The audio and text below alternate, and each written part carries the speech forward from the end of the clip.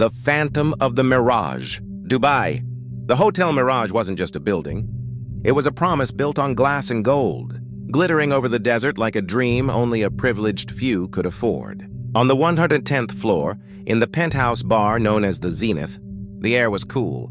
The music was subtle, and the secrets flowed as freely as the vintage champagne. In her customary seat overlooking the dazzling metropolis sat Valentina, a woman whose presence commanded attention and defied easy definition. She was blonde, dressed tonight in a fluid gown of shimmering silver silk, sipping a single ice-cold martini. Her attention was focused, not on the view, but on the mirrored elevator doors.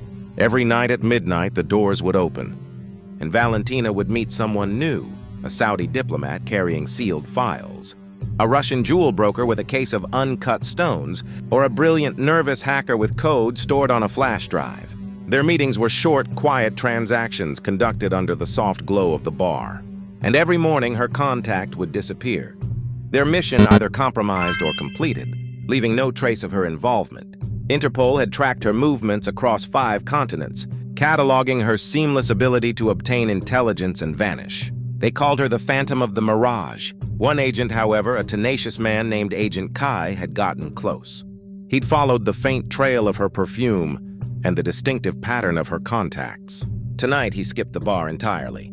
He cornered her on the private rooftop observation deck, the wind whipping at his sensible dark suit. The cityscape below was a dizzying constellation of lights.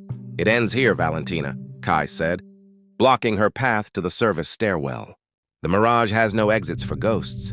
"You can't keep running forever." She turned slowly, her silver silk catching the reflection of the city lights.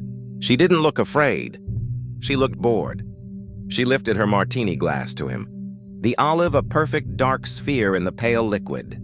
She smiled, a cold, perfect expression, and slipped her glass smoothly into his stunned hand. "Who said I'm running, Agent Kai?" "Running is admitting defeat. I'm rewriting the story." Before he could react, Valentina did the impossible. She didn't turn to the door. She took a controlled, deliberate step backward onto the deck's low ledge. The crowd noise and music from the bar seemed to cut out instantly. She was suspended above the abyss for 1 heartbeat.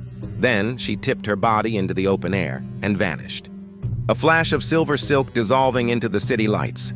Kai rushed to the ledge, heart pounding, expecting the worst. But the ledge railing was a sophisticated induction coil.